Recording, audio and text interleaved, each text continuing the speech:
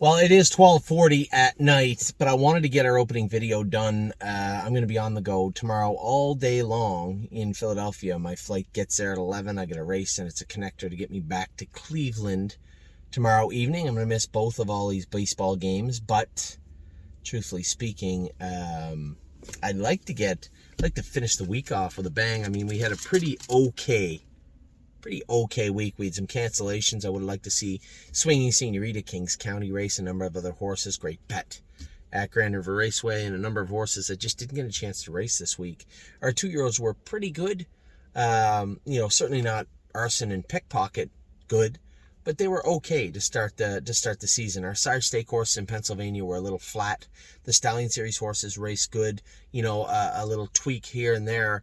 No ear hood on Pull the Shoes. All things considered, if it was the same without the ear hood on, if she was manageable, then I think she's an easy winner. She just kind of went to sleep when I cleared to the front, and I just driven her up into the 2-hole and waited. I think she's a winner. In hindsight, I wish I had that one back. Flash Fly again moved out of the 2-hole. I thought was the absolute right move at the moment. Ended up second, raced really, really well. Digit raced well also. Activation on the Colts side, I thought raced fantastic. And Victory Blue Chip was sneaky good too. 3 wide in the last turn, not his cup of tea. That is not how he trained. 3 wide in the last turn, charging on the end of it. I thought the horse raced exceptionally well. Blanton's Blue made that break, lost a shoe last week, but here I look at the entries today. A 5-horse field, one division of 5 in Buffalo on Wednesday, going for $102,000. Wow. So Blanton's Blue is racing in Buffalo on Wednesday. That means that I'll miss Mel Gibbswan's race. Jason said, who do you think we should put on Mel Gibbswan? There's no one there for the first few races. People go to the Meadows, don't get back in time. Some people don't go to the racetrack at all on Wednesday. Like Ronnie Rinn's not even going, I don't think. He said, so who do you think? I said, he said, what about Jason? He knows him. He qualified him twice. Seems fair. I wish I had a better answer. I wish I could get there, but I can't. I really do have to be there for Blanton's Blue for a number of reasons. And hopefully Mel Gibbswan comes up with a big mile. On Wednesday, Mounds for All made a break in the qualifier, both them being Indiana horses. I think I'm going to send them both out to Indiana next week. I want to clarify that break off a qualifier rule. Should we just send Mounds out right now? Should we race him once on Thursday? I don't know. Should find out though. What else? My 1% in the sophomore division looked fantastic this week. I thought he was impressive. As I said, Pull the Shoes, Digit, Flash Fly were all good on the Philly division, and Venice Blue Chip was sensational here tonight. I think we got 2 really, really nice pacing fillies. Obviously, the white-faced filly I'm fancy like, in who didn't go to the next generation. Very nice filly in her own right. So I think we have 2 Sire Stake fillies. Safe to say, I think that's fair. Born to Dance will race once in the Sire Stake. We'll use those points towards possibly getting him in the consolation at the end of the season. I thought he raced admirably tonight. I thought he raced well.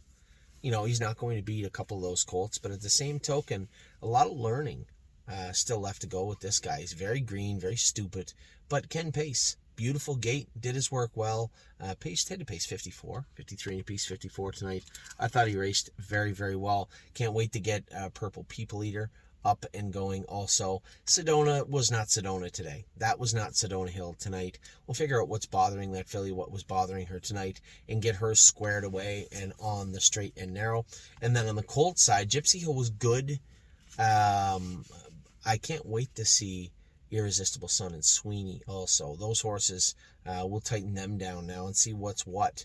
On the colt side, Gypsy Hill at Northfield, I don't think he's a Sire Stake horse, right? Because he does struggle in the turns a little bit. Irresistible Sun doesn't, Sweeney does not. So do we race those 2 in the Sire Stakes and back Gypsy Hill down to the Buckeye level? That's quite possible. That's an opportunity we can look at. Now, also, we had a number of qualifiers in Ontario. Time is on my side. I thought qualified rather well. I'm probably one of the most interesting trips coming up is the qualifier from Pull the Shoes on Tuesday. Now, she likely will get 2 qualifiers, but I'm just so excited to see how she looks under qualifying. Her and Don't Talk About Bruno both trained very, very well this week. I can't wait to see those horses qualify on Tuesday. We have a couple of returning horses qualifying, trying to get our Ontario crew up and running full bore. Now, I will tell everybody, I took out Seasons of Love. Wasn't super impressed with her training mile this week. Going to have the vet take a real close look at her. Now, Dr. Bosenjack does a great job, but a little more diagnostics involved at Dr. McKee's. It's a whole clinic.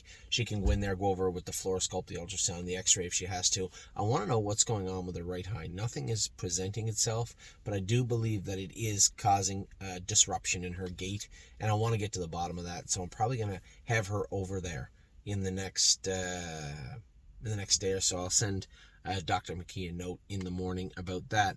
So just trying to get all our ducks in a row, trying to get all our horses placed in the proper places and moving forward. Next generation's over now. 3/4 and a 1/5, not the end of the world. Or 3/5 and a 4th, that would have been better. 3/5 and a 4th, not the end of the world. The start to our trotting fillies in Pennsylvania was okay, a little flat on the Sire Stakes side, pretty strong on the stallion side. And then obviously the colts were good on Wednesday in the stallion series. The PA All-Stars is on Monday, and I can't wait to watch Lonely Lakewood, Memory and Imagination. I can't wait to watch this colt. I know Megan is concerned because he didn't train that great this week for her, but he was unbelievably good for me at Northfield Park, so I can't wait to see how he races at the Poconos.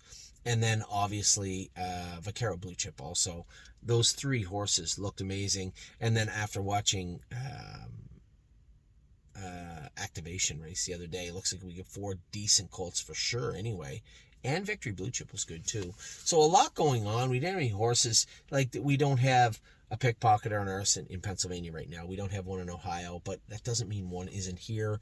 Just needs to be polished up, or one isn't on the way. We have a lot of horses to race over the next little while. And then obviously we still have to get our Ontario horses up and going also.